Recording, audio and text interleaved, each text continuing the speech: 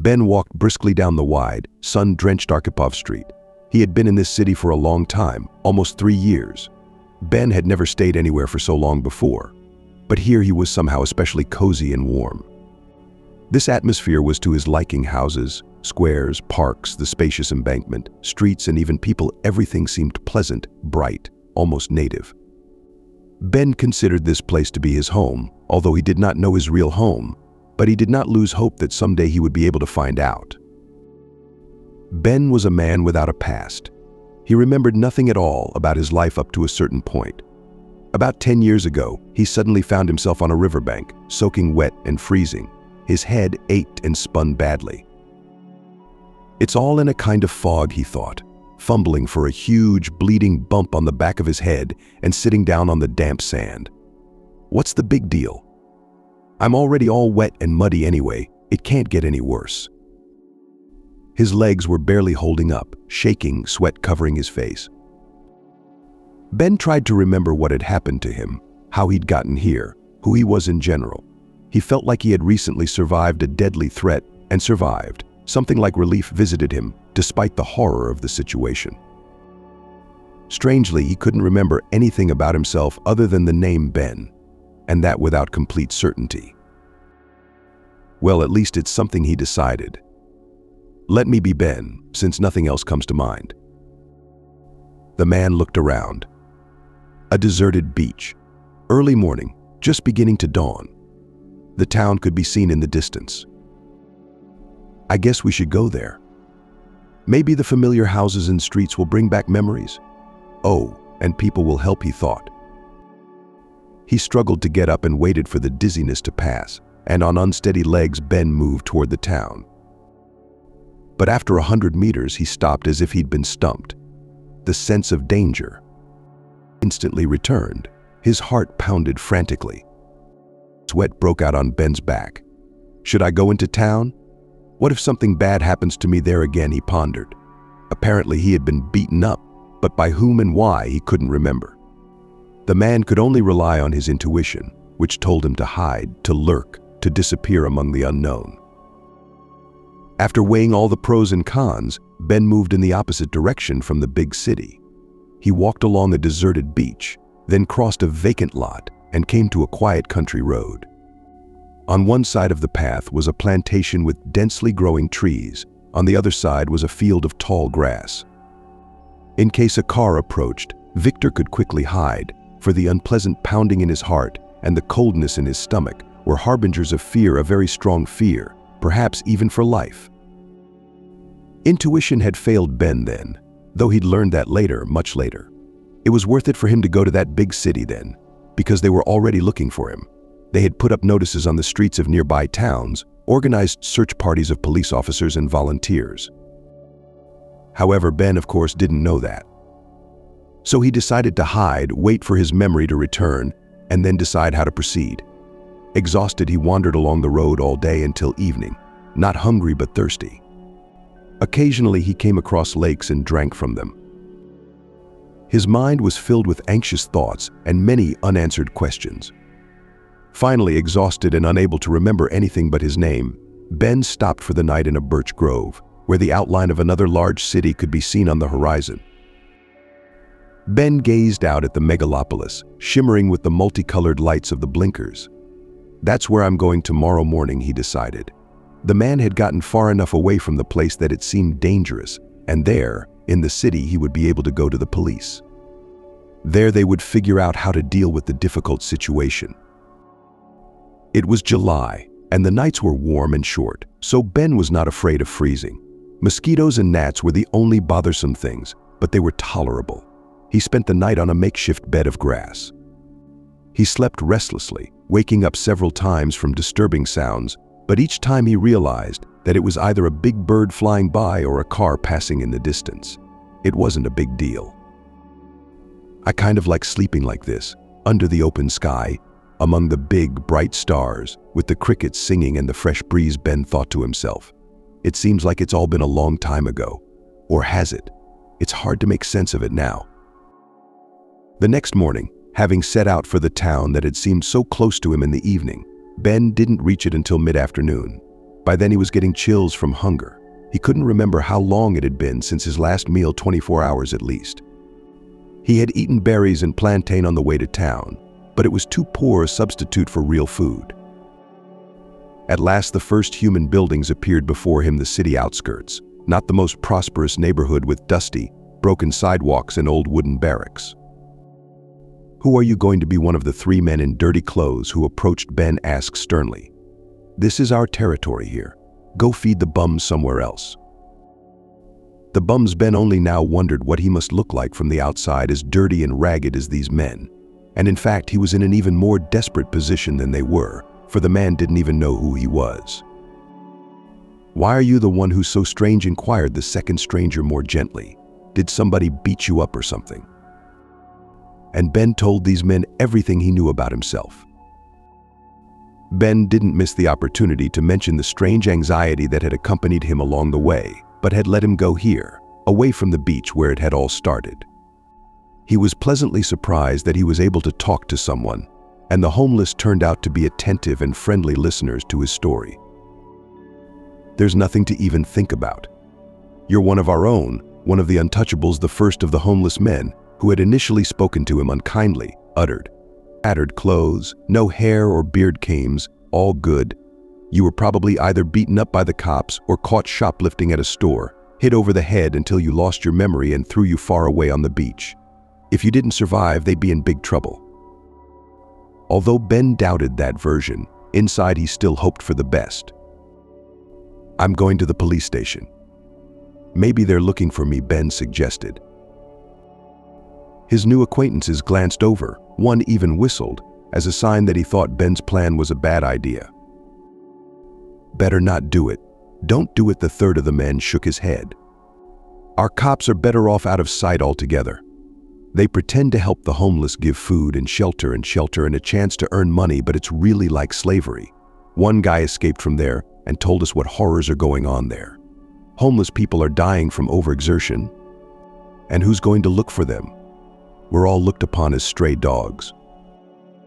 "There's a lot of money going around," added the second interviewee. "The police are in on it. They use us as free labor. They catch us on the streets and we have to hide in the suburbs or even go into the woods when the raids start." Experiencing intense anxiety from what he had heard, Ben realized that the world he had returned to was showing its harsh realities. He had to make a difficult decision about what to do next, who his fate would contact this time. "Yeah, you say police," one of the homeless men commented ironically as he listened to Ben's reasoning for going to the police station. "They'll treat you like family and send you to the workhouse today. And they know how they get out of there, only to the cemetery." The words of his new acquaintances were a serious warning, and Ben thanked them for the truth. He faced a difficult choice and didn't know what to do next. Should we get to another town, he pondered, but he seemed to have no more strength left and his stomach was cramping with hunger. "Hungry?" one of the vagrants asked shrewdly, seeing Ben's condition. "Come to our place. Recently settled in an abandoned old house. We'll feed you." On the way to this shelter, Ben learned the names of his new friends, or rather their nicknames, Nick, Kettle, and Lincoln. The group soon reached a spot where an old wooden house lurked between the thickets that could be easily missed, hidden behind tall grass. "The thicker the better," Nick explained. "It's quieter that way." Lincoln remarked indifferently that the locals had noticed their presence anyway and might snitch to the cops. "That's the way it always is. We'll have to find a new place soon," he sighed. But Kettle was attached to the place, which reminded him of a cabin in the country, despite the austere life he remembered there. In the end, Ben found solace in the small but hearty meal his new friends offered him: half a loaf of black bread, diluted tea, and jam from the bottom of a 3-liter jar. It all seemed unspeakably delicious to him. Maybe it has flashed through his mind as he caught himself thinking that he felt quite naturally on the margins of society in this company. Perhaps these people really were closer to him than he could have imagined. "You need to get out of the way." That's what Lincoln decreed. "Settle down wherever you want. Anchor yourself with us for now. You ain't got nowhere else to go anyway, you poor bastard. You'll thank us too. You'll be good for it. 4's better than 3. More money, safer. And you're a tough guy too." It was the first time Ben had really considered his physical condition. The muscles on his chest stood out, the biceps and forearms on his arms. Surprisingly, he knew those terms, though he couldn't remember from where. Lincoln grinned. "Look at you. You look like you've been through a lot in your life. You've had to survive, do a lot of hard labor. So much for the gym with no membership." "All right, go on, sleep," rest Kettle added, "and we'll pound the earnings." Ben settled down on the sagging bed without a mattress and quickly fell into a deep sleep. When he awoke, he felt a rush of energy and clarity in his head, though the memories of his past life never returned. "Strange, I don't remember anything about everything before that beach," he pondered. All that remained was a sense of danger, death, and miraculous salvation, despite the almost total lack of chance. But every step on the way to this town is firmly imprinted in my memory. A short time later, Nick, Lincoln, and Kettle, his new companions, returned. "There, Ben, you're almost as good as yours. And we've got a good catch, too," they greeted him with the little finds they'd managed to get. The homeless lived by their wits, making a living as best they could, but emphatically avoided stealing. It could cost them their peace of mind and even their lives. "If we get caught, the police will exercise on us, and the locals may start hunting us, like you, for example," they explained. This is how the life of these people, who have been together for many years, survived with the help of simple labor. They put nets in local rivers, caught crayfish and small fish, helped at the sites and dacha settlements, but doing various jobs that customers entrusted to them despite their homelessness. Being rewarded for their labor either with money or food, the trio of homeless people were satisfied with both options. They welcomed summer with joy because they could spend the night wherever and however they wanted. But in winter, everything changed. They had to find warmth in the city, and with it, problems with the police and other vagrants, and far fewer opportunities to earn money. "Not everyone survives the winter, only the tough and lucky," Nick explained, as if summarizing the harsh reality of their existence. He also mentioned the illness and death of his cousin Adam, whom the fate of homelessness had deprived of even basic medical care. When Nick asked Ben about his plans, Ben didn't hesitate to say that he would stay with them. And so, after a summer spent in the abandoned house, what they feared happened one morning. Returning from a successful fishing trip, they encountered a police patrol car. "Stop!" The command froze in the air, while the three friends, busy with their catch, didn't notice the law enforcers approaching. At such a moment, every step, every action could have been crucial for both Ben and his companions.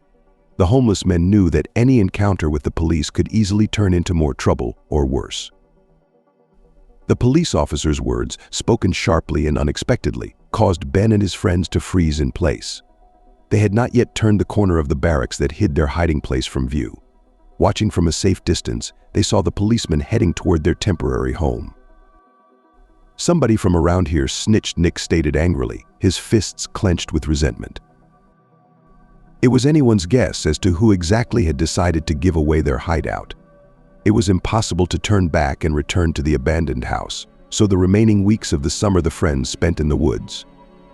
It was not a bad alternative, quiet, and enough food thanks to fishing and part-time jobs with local dacha owners. But soon the weather conditions worsened. It became colder and rains began. The tent that had been erected was no longer safe from the weather. "Let's go back to the city," Nick decided when the shelter in the forest was no longer reliable. The city turned out to be a much less cozy place than the outskirts, dirty, noisy, dusty, with dark heating ducts populated by rats and insects. But there were friends in the city who shared their experiences of surviving in such conditions. Ben, however, as if he remembered something from his past life, skillfully prowled through the garbage cans looking for food and seemed to know where to find the most tidbits. Not only did he find a way to survive, but he also tried to keep himself clean, using snow, rainwater, and even fountains for his daily wash. Despite the conditions, Ben found a way to take care of his own hygiene, which was unusual for the homeless. Nevertheless, his first winter in the city proved to be a challenge. Although his instincts told him that he had been on the streets all his life, the harsh conditions of winter were completely unfamiliar to him. It raised questions about a past Ben couldn't remember, but the hardships of the snowy city had taught him one thing: it was always easier to survive together. Or was it still not? How to find out now. He couldn't go to the police, they'd take him for a vagrant, which in fact he was. And with the homeless, the authorities have a short conversation. It's free labor. Unaccounted human souls, do what you want with them. It's scary. As Nick had warned, not everyone survived the winter. In February, Kettle fell seriously ill. Friends, as best they could, treated him, drank hot water, diligently fed. But the man coughed, burned with high fever, then even came to himself. Don't hit him, he kept remembering his grandmother from the village, asking her to Kettle, swearing that he was not guilty of anything. Then Ben, for the first and only time, decided to steal. Then he berated himself for the act, especially since it didn't help. But at that moment he felt he was doing the right thing. At first Ben just asked for alms outside the supermarket.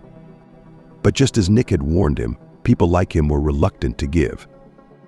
He's too big to work, the old ladies grumbled.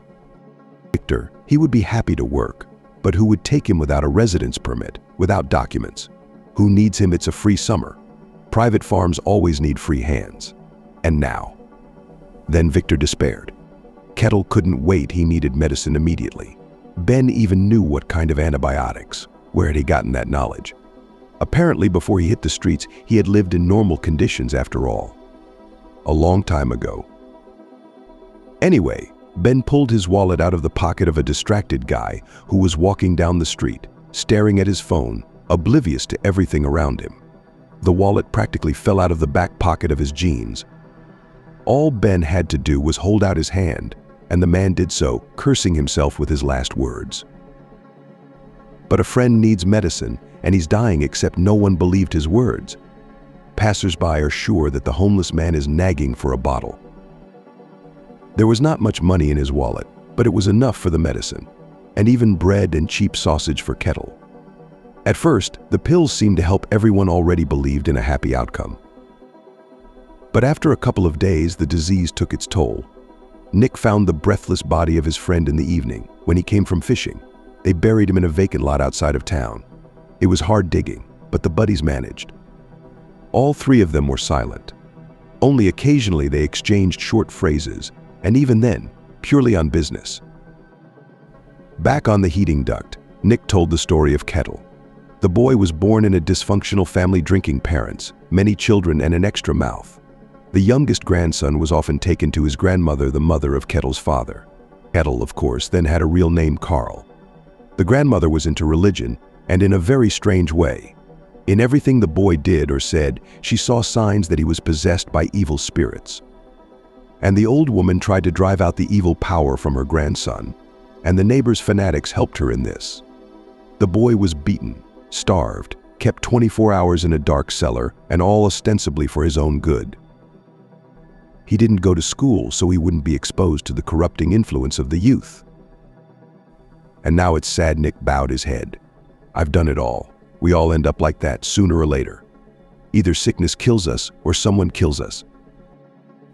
It was the first time Ben thought not of his past, but of his future. Could he be facing the same fate? Probably so, because he has no papers.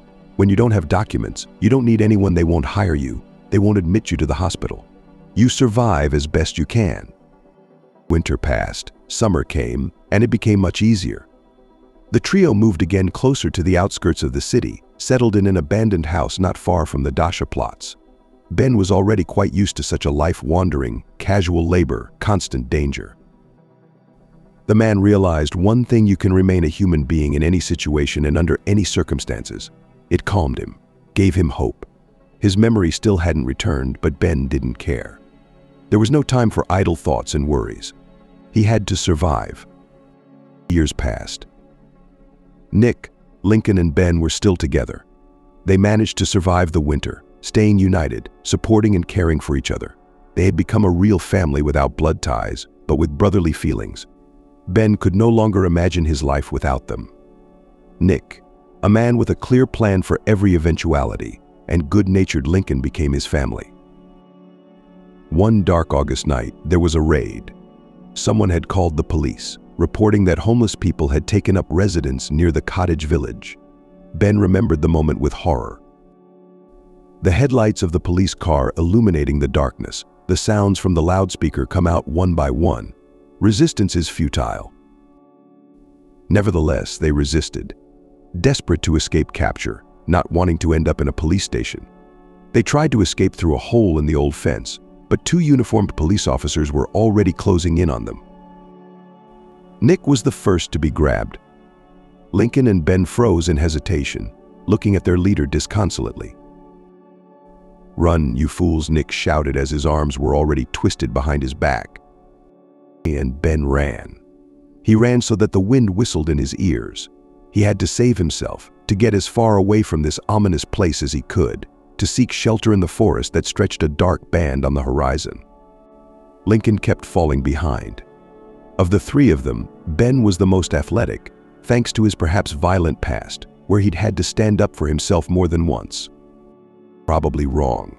He once had to do physical labor for long periods of time because the muscles Ben's thoughts were interrupted. He had relief muscles and incredible stamina as an athlete. He could run fast and long, and he knew how to fight back and throw punches. Perhaps his past was so turbulent, learned on the street. Many times those skills saved him. A vague thought flashed through his mind, and now they came in handy.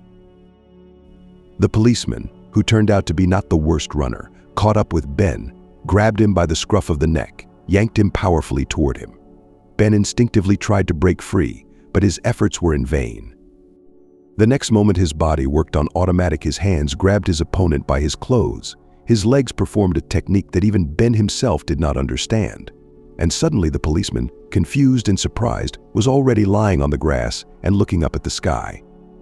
"Hurry up. Come on, they're coming," yelled to Ben Lincoln, but he saw that his comrade was already at the end of his strength. "Ben, you run." That's it. No more strength." Lincoln, breathing heavily, settled exhaustedly on the ground. "Come on, pull yourself together," Ben tried to coax him, even going over and taking his friend in his arms, hoping to carry him into the woods. But the policeman, if he was left unawares with the incomprehension of what had happened, only for a moment his colleagues were fast approaching. "It's no use," Lincoln cut off, pushing Ben away. "Go on your own. If they catch us all, it'll only get worse." That's it. I can't move anymore." Realizing it was pointless to argue, Ben lowered his friend to the ground. He knew Lincoln was right. Walking away from the man he'd bonded with so much was extremely hard, especially leaving him all alone. But there was no other choice. If Ben was caught, it would only make things worse for everyone. And so, without wasting a second, the man ran toward the forest again. The saving thicket was not far away. There, in the thick of the forest, with its dense trees, bushes, and intertwining limbs, it was almost unreal to find him, especially without a dog. Before a dog could be brought in, Ben's trail would go cold. That morning, Ben, like a wounded animal, crawled deep into the woods and took cover. He walked for a long time, trying to get as far away from his pursuers as possible. By noon, his strength had left him. An old, mighty tree with a convenient fork in its branches, which seemed to have been made for weary travelers, became his refuge. Ben climbed it and fell into a deep, restless sleep. He awoke in the evening. When it began to get colder, the August nights were not warm. He was hungry, but the blackberry bushes under his tree gave him a modest supper, after which he went on in search of a new home, a new town.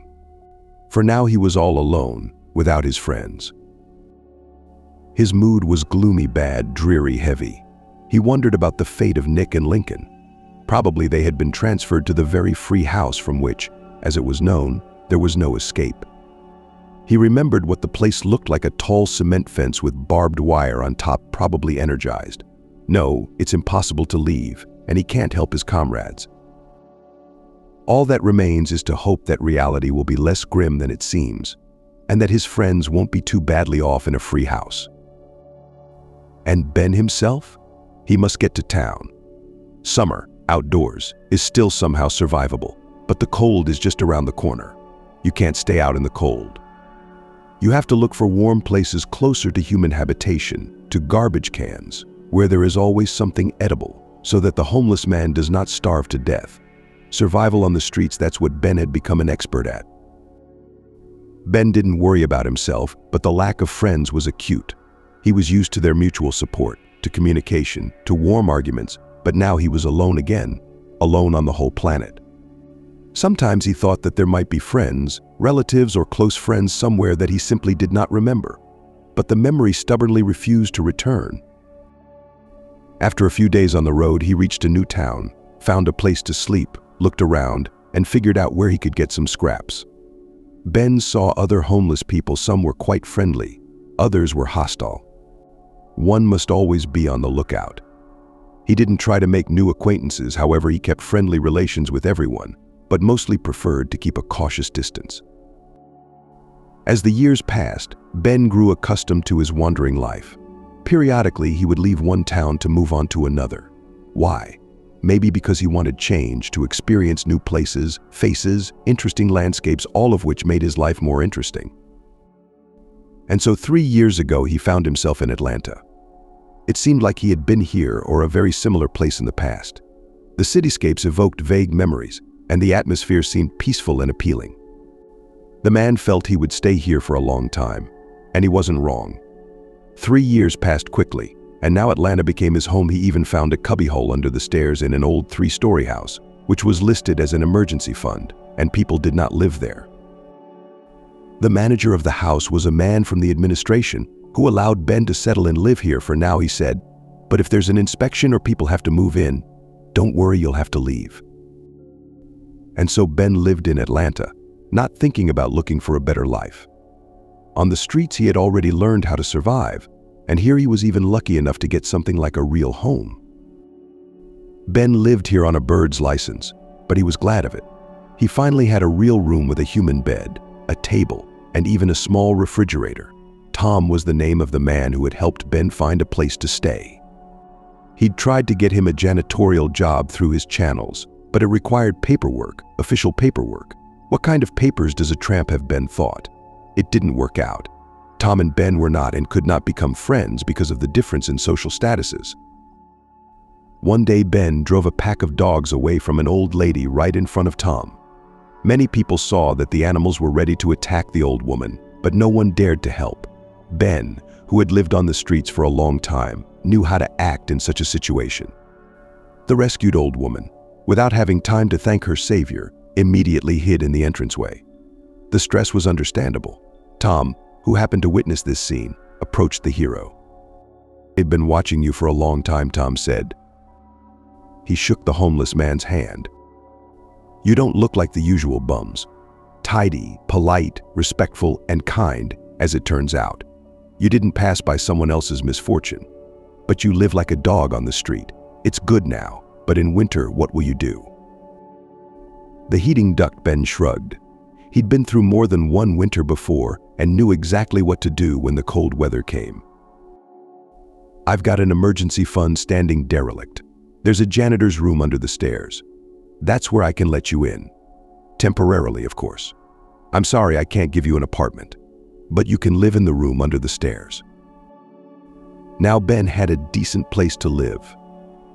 The man began to get used to his lame leg. Sleeping on a real bed was a real blessing.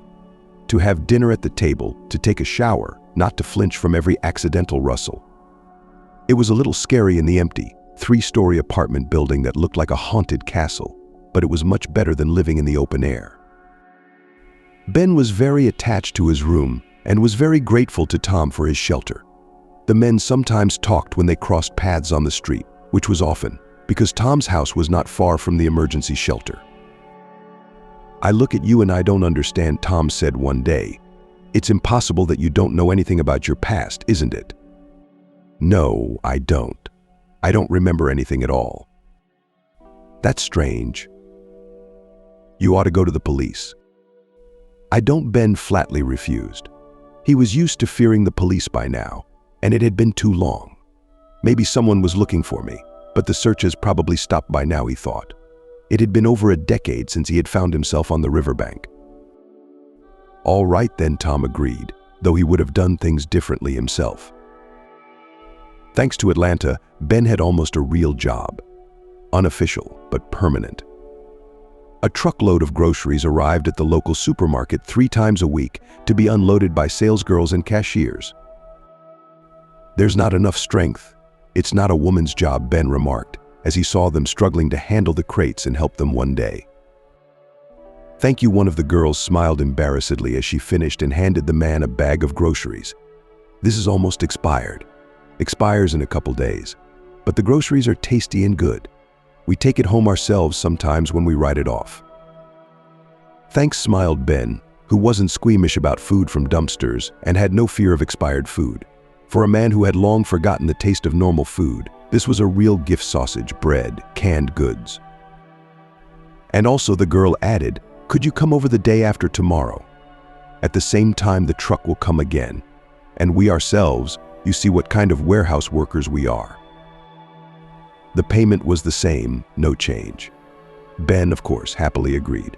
And so it gradually became a habit. 3 times a week. At a set time, he went to the supermarket, unloaded the truck, and was rewarded with a huge bag of food. Ben now had a roof over his head and completely forgot about hunger and the dangers of street life. He realized that sooner or later such stability might end, but he decided not to worry about the future. He wasn't new to surviving on the streets, after all.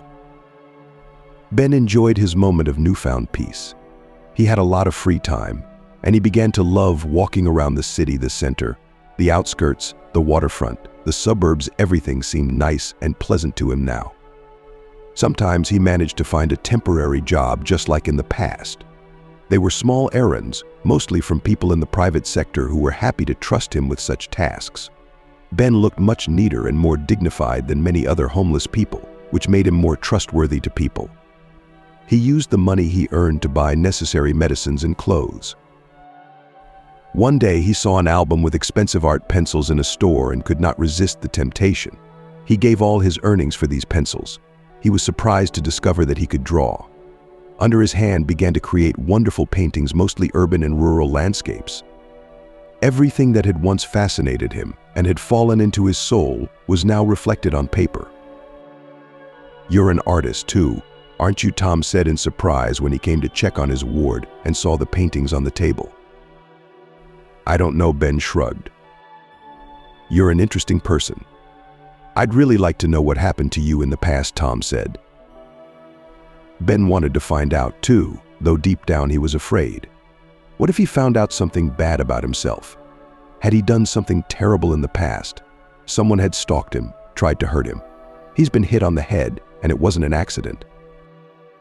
Maybe it was better not to know about the past, to live a quiet life without worry, especially when life was slowly getting better. Ben had made friends. It was too hard to live alone in this world. Tom was not a friend, though he was more like a patron. But the janitors from the neighborhood, the supermarket security guard, the lonely old man from the neighboring house, all of them now often came to visit Ben. And that made the man happy. He had a place where he could receive guests. On this sunny morning, Ben was in a hurry to get to his main job at the supermarket. A truck would be arriving soon, and he was a little late. He'd stayed up late painting, and as a result he'd overslept. But he wasn't worried. He still had time to quicken his step and make it. As he approached the busy intersection, a place where traffic never stops and where vehicles rush by at breakneck speeds at all hours of the day, Ben was especially cautious. There had been accidents here before. Once the man had witnessed a boy being run over. The young man was crossing the road according to the rules on a crosswalk and on a green light, but the driver of a foreign car did not even try to slow down. The teenager was thrown upwards and fell to the pavement. Ben, unable to watch this, walked away, his heart beating in his chest and tears in his eyes testified to his regret and sympathy. Subsequently, a funeral wreath appeared on a pole near the crosswalk and hung there for several months before disappearing. Since then, Ben had become even more cautious in that area. He didn't put his foot on the crosswalk until he was sure all the cars had stopped. And today, while the traffic light was red, he stood on the curb, waiting until it was safe to cross the road. The man was alone here. There were few people on the streets at this time, none of the usual rush hour hustle and bustle. Then Ben, who had always had a keen sense of hearing, heard a strange sound: the clatter of wheels against the pavement. The sound was rapidly approaching. It seemed that the speed of the object was increasing, although the traffic light nearby showed a red light, and cars were rushing past at high speed.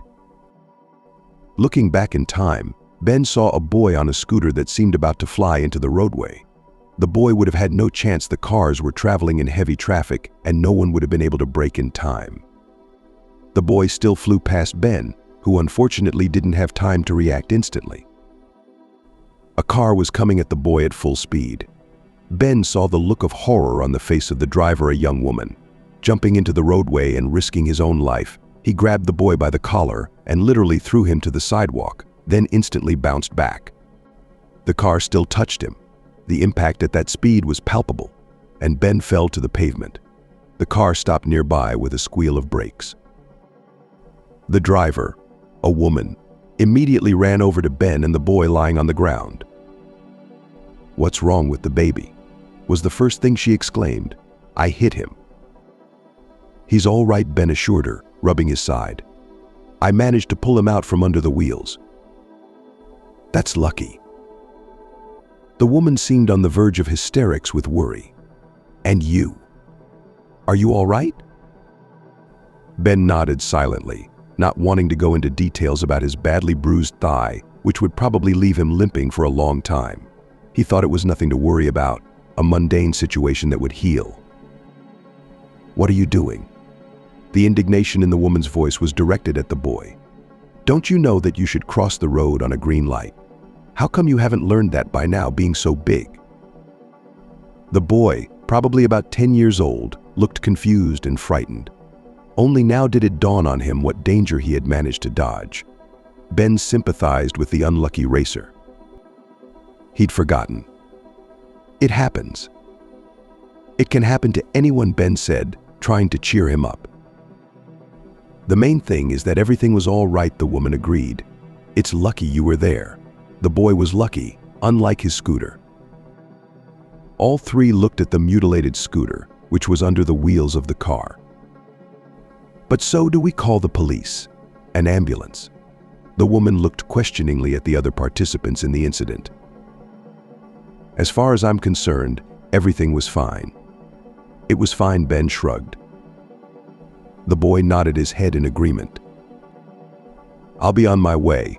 I'm late for an important meeting," the woman said. "And for you," she looked at the boy and added in a stern voice, "let all this be a good lesson. Next time the kind uncle may not be around, or he may not have time to react." The woman left. Ben pulled the deformed scooter out onto the sidewalk and scratched the back of his head, puzzled. "Your vehicle is beyond repair. There's no way to fix it now," he stated. "So be it," exclaimed the boy, who had been silent until that moment. "My father will buy me a new one. He is not a poor man, someone." "I doubt he would if he knew the truth." Ben shook his head. He didn't like the word poor coming out of the child's mouth. It was unacceptable. They were too arrogant. The boy must live in a wealthy family. He's wearing expensive clothes. He's probably spoiled and looks down on those of lower social status. But his savior is even worse than the common poor man, homeless and without a past. "Thank you so much." Tears welled up in the boy's voice. He looked at Ben with such sincere gratitude that the man realized he'd jumped to conclusions. "You're welcome," the man smiled. "But don't ever do that again. You know you have to cross the road on green, don't you?" "Yes, I know, of course." The boy waved his hand. "What's the matter?" "That's not the point," the boy said. Interested, Ben continued the conversation. He wanted to talk to the boy, to help him get past the stress of what had happened and make sure he was all right before he left him alone. "My dad ordered me a new scooter from Japan, a cool one. No one in town has one," the boy said, not hiding his bitterness. "Although now I don't have one either." "All right, my grandmother will order it again. Anyway, it has such a cool braking system. I practiced it in the yard. It worked. The scooter would stop on the playground, just in 1 second, no matter how fast I accelerated. That's cool." "But suppose so," Ben agreed. He was beginning to realize what his young companion was getting at. "So that's the way I wanted to slow down before the road. I've done it before, but I couldn't. I just kept on rolling. And I had already gained a lot of speed. I was flying right under the wheels, and I couldn't do anything." "You could have jumped off it." That's all. Ben looked pointedly at the boy. "Life is worth more than any piece of iron." "Yeah, I know," the boy sighed. It was so scary. I couldn't move or think straight. I couldn't get unhooked. Yeah, kind of. I see. And the scooter didn't stop? Do you know why? Ben continued. You didn't take into account the fact that the road goes uphill here. And you probably tested your vehicle on flat terrain, right? Yes, I have. The boy seemed to have an epiphany. I hadn't thought of that. Well, that's it. You'll have to be more careful in the future, Ben said. Well, it happens. The boy stopped. You can't do that. You saved my life, and I don't even know your name. My name is Uncle Ben. Ben introduced himself. Wow. I'm Ben, too, said the boy. So you and I are related, Ben smiled. He liked this boy more and more, sweet, sincere, grateful, a good kid.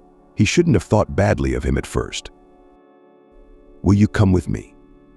Suddenly the boy begged. You're coming, you're coming. My father's office is nearby. You know how rich he is? He has his own restaurant.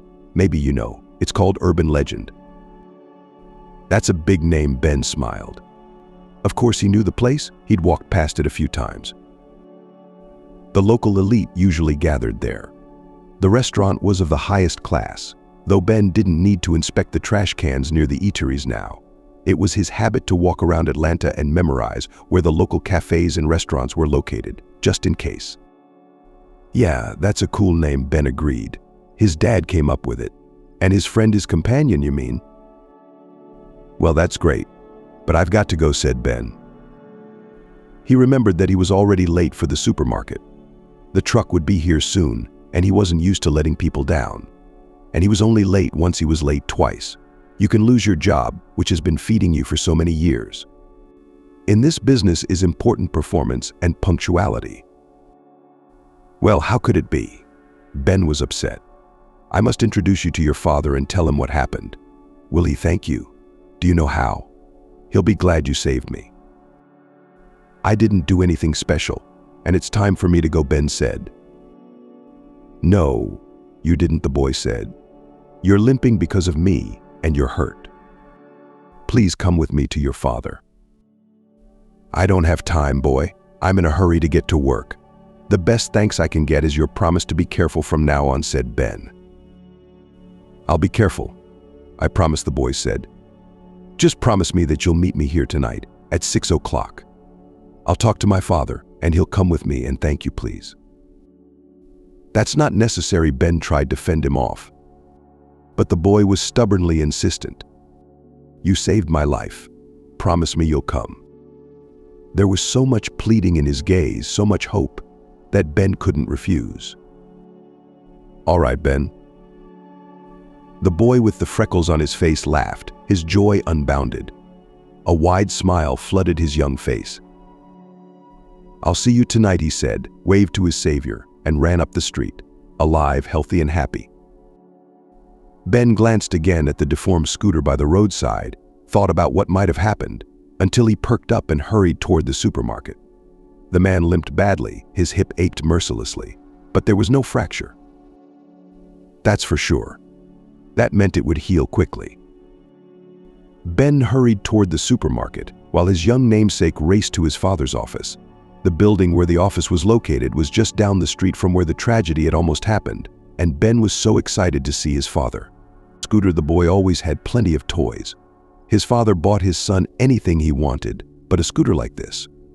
It wasn't just in the city, it wasn't even in the country. The boy could do such spectacular tricks on it that he had never dared to dream of before. His mother, looking at these tricks, grabbed at her heart, but his father was happy that his son was growing up so brave and agile. He always supported and encouraged the hobby of his only child. The family lived in a large house with a beautifully tended garden. Ben's mom did not work, was engaged in the household and with her son. But the father, he was constantly flying away on business trips, or in the office disappeared day and night. Business required his constant participation.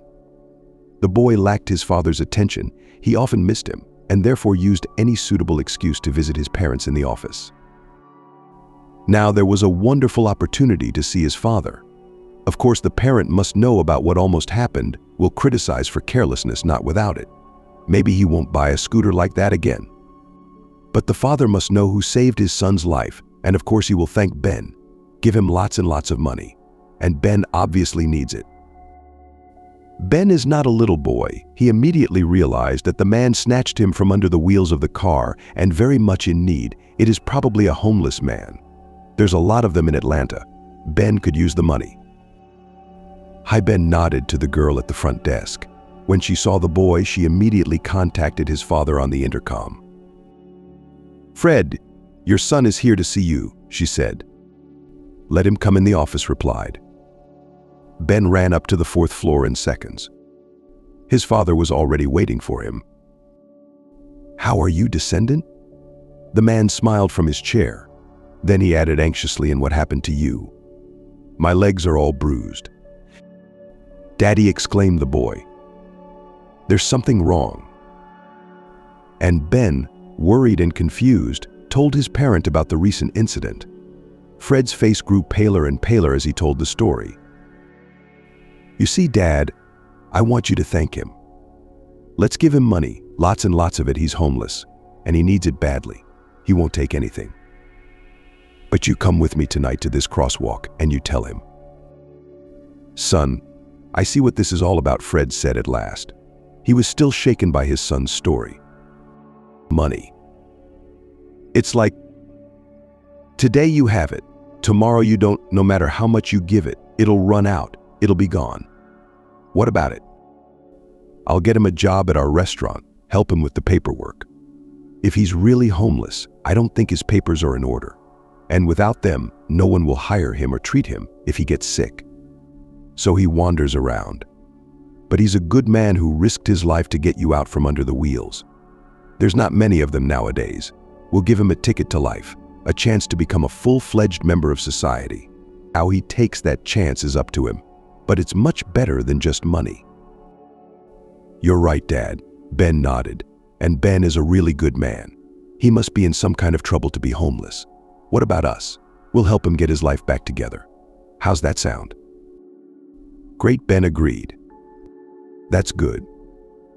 So what time did you guys say you'd meet there?" 6 o'clock.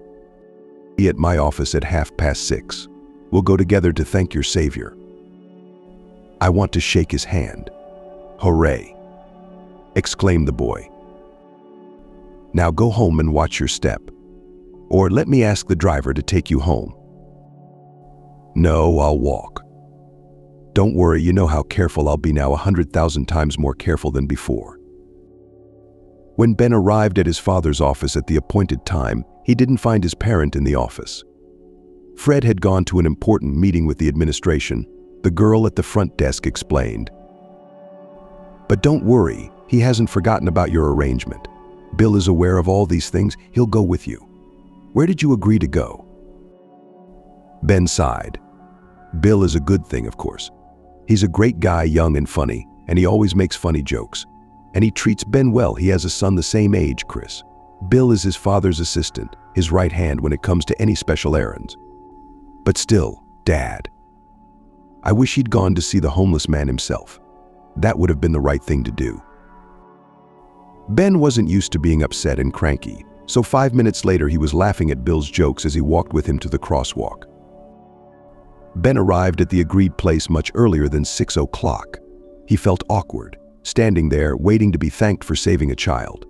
But it's just a normal, natural thing for any normal man to do. What kind of gratitude could there be? But Ben promised the boy, so now he's here waiting. If he's promised, he's got to keep his word. Ben and Bill, meeting him from afar, smiled as they hurried toward him. "Hi, Ben," the boy said, suddenly turning to Ben and hugging him around the waist. The man rubbed Ben's head awkwardly. Hi, namesake, hello to you too," Ben replied. "On behalf of this young man's father, I want to thank you for saving the boy," Bill said, shaking Ben's hand. "We're all very lucky to have you here," Bill continued. "So you're not?" "No, I'm not his father," he immediately interrupted the expected question. "Fred wanted to come to see you in person, but it was an emergency." "I understand," Ben replied. "Of course you're welcome. Anyone would have done that if they were me. I just happened to be there, that's all. The boy was so insistent that I come. I couldn't refuse. You were right to insist, Bill smiled. We had a whole plan for how to thank you. And Fred's assistant told Ben everything, that the homeless drifter would now work as a janitor at the urban legend restaurant at an above-average salary, and that Fred planned to give his son's rescuer papers that would make him a full-fledged member of society. What is this? Is this all true? Ben couldn't believe his ears. But the job, I see. But the papers? Is that possible? To get a passport, to be legalized, to become a man not only in essence, but also in documents. Nothing is impossible for Fred, smiled Bill. And so Ben's new life began. Now every morning he came to the restaurant Urban Legend. He worked in the kitchen, in the back rooms, did the cleaning, looked after the plantings, a little bit of everything. The restaurant staff was initially suspicious of the new employee. Somehow from the street, just a vagrant, but over time Ben proved to be a conscientious worker, a good person and a pleasant conversationalist. He never refused help and could lighten the mood with an appropriate joke. The new employee performed his work carefully and thoroughly, so soon he had well-wishers and even friends at his new place. Little Ben often came to the restaurant to say hello to his savior and to find out how he was doing. The boy was savvy and very pleasant. The man sometimes shared with him stories of life on the street, trying to avoid mentioning particularly frightening and unpleasant moments. Everything was recounted as if the events were an adventure with a happy ending. Of course it's a happy one, Ben thought. After all, now the former vagrant sleeps in a den under the stairs and works in one of the best restaurants. Atlanta, who would have thought it? Yes, Fred had kept his promise. Ben had his passport. He'd barely held back tears when he'd first picked it up. It was a document that confirmed his new status. He was no longer an invisible man with no name, but a full citizen of his country. Ben couldn't imagine how the chief had managed to organize this, and he really wanted to thank Fred personally. But the master was constantly absent from the restaurant. He relays orders through his assistant, Ben pondered. The same Bill. The paperwork for Ben also came through Bill. He now had an Atlanta last name. Victor had even been issued a residence permit for one of the cabins. I'm a real person now, albeit without a past, but still, I'm not invisible now, no longer a vagrant off the street, he worried as he looked at the new document. He doesn't come here very often, Bill said, shaking his head. What's he got to do here?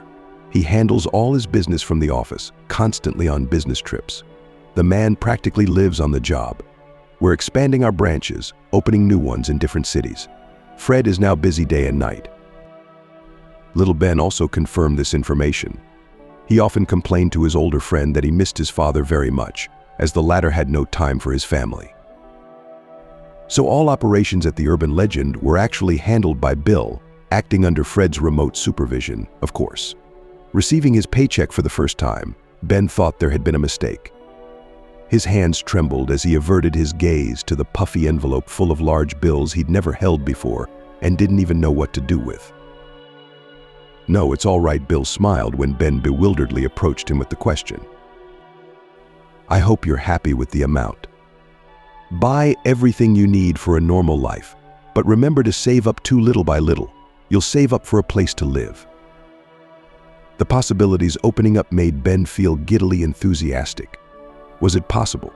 He now had a steady job, a decent income, personal papers, and the prospect of his own place to live, all of which had only a short time ago been a dream come true. He now looked to the future, not with apprehension, but with hope and the possibility of seeking medical help and talking about his memory problems. Perhaps there was a cure that could help him remember what had happened to him before that night when, beaten and wet, he had come to his senses on a deserted beach. Still, he was in no hurry to go to the hospital. There was always something more important to delay, and in fact, Ben feared learning the truth about his past. Was it in any way too horrible or sad? He liked his life as it was now. The fear of losing this prosperity, all that fate had bestowed upon him, was stronger than curiosity. Maybe forgetting was a gift from the gods, a blessing and not worth digging into the past. One day at dawn, the head cook sent him to the VIP room, as one of the cleaners was sick and needed to clean up before the evening. Victor gathered the necessary supplies and headed there. Once in the lounge, it was the first time he had a chance to get a real look at it. The luxurious, elegant furniture from Italy, the impeccably smooth, shiny floor, the imposing chandeliers, it all breathed wealth and splendor. It seemed to Ben that in some indefinable way his own memories were intertwined with the painting he was looking at. The manner, style, and imagery all seemed to evoke a mental experience, a mystical déjà vu of his forgotten life. He walked around each painting in the VIP room looking for the artist's signature, fascinated by this unexpected discovery. Unaware that anyone was watching him, he immersed himself in every stroke, searching for answers in art. Meanwhile, Fred, though consumed with the endless worries of running his sprawling restaurant empire, found time to observe the affairs of his establishment. The stress of incessant work and the establishment of branches required tremendous energy. Many thoughts were constantly running through his mind, his focus on his son, and how his wife was slowly forgetting his facial features due to his constant absence were all part of the great sacrifice on the altar of success. But he still found hope that things would soon get better, and he could find a way out of this whirlwind of imperatives. It's hard to pull such a load alone without a loyal companion you can trust. But it just needs a little time. Everything will go back to normal, Fred consoled himself, thinking about a possible vacation with his family, dreaming of a vacation on the ocean to be together. As the years passed, Fred reconsidered his life priorities. From a child from a poor family, for whom money seemed to be the solution to all problems, he developed different views. His perception of wealth as a panacea changed. He began to realize that the real value is time spent with loved ones, possible happiness, which is not measured by material values. Filled with difficult memories of his childhood and a sense of neglect from his parents, Anton sought to create for his family what he himself had never had: a sense of security and love. Fred felt extremely lonely as a child, despite having parents who, like weeds, did not provide him with the attention and support he needed. Standing firmly on the ground, the lad once long ago, along with a trusted friend who was doing the heavy lifting in the same circumstances, vowed to change his destiny, to prove to everyone that they could become great. "We will be strong, and we will be respected and feared, and we will be kind. We will help those in need," his buddy said, full of the desire to do good. Fred's childhood friend was smart and enterprising, like Fred himself, and together they were inseparable. But unlike Fred, he was overly kind and compassionate, and it was this trait of his heart that did not lead him to a good outcome. Remembering a friend who had been close to him for many years and had passed away too soon and for unknown reasons, Fred felt an ache in his heart and soul. Despite the years that had passed, the story was still an open wound. Fred forced himself to push away the sad memories and focus on the present. He had a knack for discarding the unnecessary and focusing on what was important, which had allowed him to achieve significant heights in business. But now he was concerned about the decline in revenue of the urban legend, the restaurant he had so passionately created and developed. Something had gone wrong, and he needed to get to the bottom of it. He decided to study the surveillance footage in detail to understand why customers were favoring the competition. In real time on the morning's footage, he saw some of the rare moments of calm and empty hall, and a janitor whose detailed movements had something familiar about them. Fred had long wanted to meet this man, to thank him in person. But all his plans had collided with endless errands and lack of time for face-to-face meetings. So the meeting with the janitor had been postponed, but he still hadn't forgotten about it, and hoped that he would soon be able to fulfill his promise. Fred had always had a clear conscience, for he had done everything he could for that man. He had even arranged the paperwork. It had not been an easy or cheap endeavor. So now Fred was seeing the new employee for the first time. What a tramp, Fred thought to himself, noticing the man's interest in painting, looking at the pictures. Ben stepped closer to the camera and his face appeared on the screen in close-up. The urban legend host became literally numb. "No, it can't be," he whispered to himself. "There's no such thing, it must be a mistake." But the longer Fred stared at the janitor's face, the clearer he realized it wasn't a mistake. His heart raced, foreshadowing something significant. Fred jumped up, dropping the car keys, and, not wanting to wait for the elevator, rushed down the stairs. Ben quickly finished cleaning up, and Bill let him go before his next task. Ben was now enjoying his respite, sitting on a bench in the garden in front of the restaurant. Fred saw him as soon as he entered the gate. Yes, that's definitely him. His mind raced through his head, and goosebumps ran up and down his back. Consciousness was not yet ready to accept the obvious. Taking a deep breath to reassure himself, Fred slowly made his way to the bench. "Hello," he said, looking at Ben. "Hello." The janitor jumped up, recognizing the man in front of him. Ben knew who it was. Fred's pictures were occasionally flashed in the press and advertisements. Little Ben had shown him his father's picture more than once. "It's nice to finally meet you in person," Fred smiled, extending his hand. "Likewise. I've been wanting to thank you for giving me a chance at a normal life for a long time," Ben told him. "It's the least I could do for saving my son. My wife and I have one." "I don't know how we would have gotten through all this," Fred said. "He's a wonderful boy." Ben smiled warmly. "Yes," Fred agreed. "But he's a little fast, too fast. Well, I was like that myself. And you, they say you don't remember anything about your past?" Ben shook his head. "I woke up one day on a deserted beach. I think I'd been hit on the head. There was a gash on the back of my head, and I couldn't remember anything about myself except my name. I've been writing ever since." "Ben." Fred suddenly grabbed his companion by the shoulders. "Look at me. Look at me. Look at me. Don't you remember anything at all?" Ben blinked confusedly. At that moment, the vestibule rang sluggishly. A whole gamut of emotions flashed across Ben's face: surprise, anxiety, a premonition of something big. And yes, indeed, Fred's face seemed vaguely familiar. He had definitely seen him somewhere before. From the outside, of course, he knew all those pictures, the advertisements. "Sit down," Fred said, finally letting Ben go. The men lowered themselves onto the bench. "I wanted to talk to you gently. But now that I've seen you so close and realized it's you, I can't keep quiet. You have to listen to this." Fred looked at Ben. Ben looked at Fred anxiously. This was his first live impression of his host, and he thought his behavior strange. Those around him had spoken of him as a rational man, but now his behavior was disturbing. Could it be that Fred was not himself? Fred took a breath, calmed down, and began to tell a story about his childhood. The boy had a hard time, then a drunken father, an indifferent mother, poverty. And the boy dreamed of a completely different life, one for which he initially had no chance.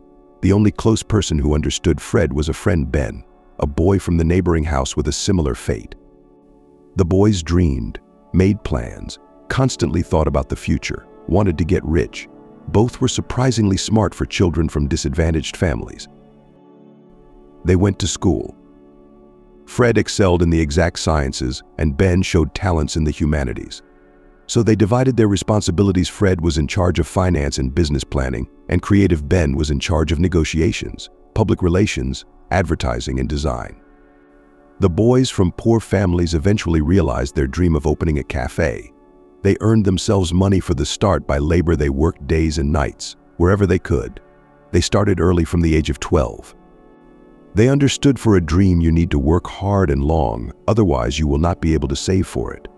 At first they saved money in a secret stash, and then, when they became adults, they opened their own bank account. By the time they were 20, the friends had opened a cafe. Urban legend: this name was invented by Ben, the creative leader and generator of ideas in their tandem. Fred liked it immediately. It sounded solid and promising. And the interior design of the cafe was also the work of Ben. He had an artistic flair and impeccable taste. How these qualities appeared in a child from a family of alcoholics was a mystery. Ben decorated the walls of the visitors' lounge with his paintings. He had been drawing beautifully since childhood, and over time his talent only grew stronger. Despite the minimal budget at first, Ben managed to create a special atmosphere in the cafe, refined and attractive. He recognized exactly what kind of interiors would attract visitors. Customers were attracted immediately, as in those days there was no such competition in their city. Today newcomers have a harder time, and the urban legend favorably differed from other establishments with its interesting environment. Visitors liked to spend time there. When the first profit came, friends by common decision began to invest in the development of their business. The work took days and nights. We had to worry and take risks, but it was worth it. Fred and Ben trusted each other completely. They were the closest people on earth, despite the presence of parents. Their joint business, despite the predictions, did not destroy the friendship. The young businessmen were doing well. Soon the cafe turned into a restaurant, which was gaining popularity in the city. Here, and prominent guests, local celebrities, the rich and entrepreneurs began to drop in on them. The profile of the establishment was changing rapidly, which of course was reflected in the profits. Soon Fred and Ben were able to buy nice apartments and expensive cars. Now they could afford vacations by the sea and good clothes. All of this was exactly as they had once dreamed of as children. However, there were also problems. Competitors were not slumbering and began to arrange successful friends' businessmen unpleasant surprises, the rumor of poisoning in the restaurant, or set fire to outbuildings, or threats on the phone. Not everyone could tolerate the fact that the urban legend comes to the leading position, overshadowing other similar establishments. Therefore, when Ben suddenly disappeared, Fred immediately decided it is the work of ill-wishers. He reported this to the police, where he went as soon as he realized that his friend disappeared without a trace. The police questioned the suspects for some time, wasting precious days and weeks. It was only later, when the media had already put out an APB on Ben, that Fred was contacted by a young woman. She called the number from the missing persons ad and said she had seen Victor the night he disappeared. Fred immediately went to see this Sharon, and she told him the truth.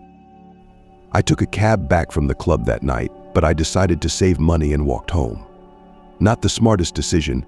What can you take from a 17-year-old girl? That's how she began her story. On her way home near the embankment, she was accosted by guys who were drunk and wanted to continue the evening. She quickly realized that she was in trouble, and she even lost her voice from fear. Her mind flashed with horrible pictures of the future, and the guys were already reaching for her, grabbing her roughly and laughing hoarsely. Sharon trembled like a leaf, believing it was useless to hope for help at this late hour. But she was wrong. Fortunately, Ben was on his way home too. After sitting in the bar, he took his time, enjoying the freshness of the night. He'd always gone out with Fred, but now he had a family of his own, a wife, a former waitress, and a baby on the way. He and Ben had agreed that he would be godfather to the firstborn. It wasn't in his nature to pass by someone else's misfortune. Fred always knew that his friend was a real character. "Were you always like that?" Fred smiled. "I can't imagine you'd do anything differently." Ben didn't hesitate to get into a fight with the crowd. Sharon was horrified to see her savior taking blow after blow. Nevertheless, Ben didn't back down. The kid was in great shape, thanks to karate, which he started practicing when he became independent. In his childhood, he did not have such an opportunity, but now he could realize his dream and show his strength and agility. One of his attackers, who was holding Sharon tightly, suddenly loosened his grip and rushed to help his own. Those attackers were clearly in shock at Ben suddenly coming at them so unexpectedly. Sharon decided not to wait for the outcome of the fight, instead quickly running away through the sleeping streets of the city. While still running away, she noticed one of her attackers hit Ben over the head with a bottle, and he collapsed to the ground. Why didn't Sharon call the police then? She was scared and in shock.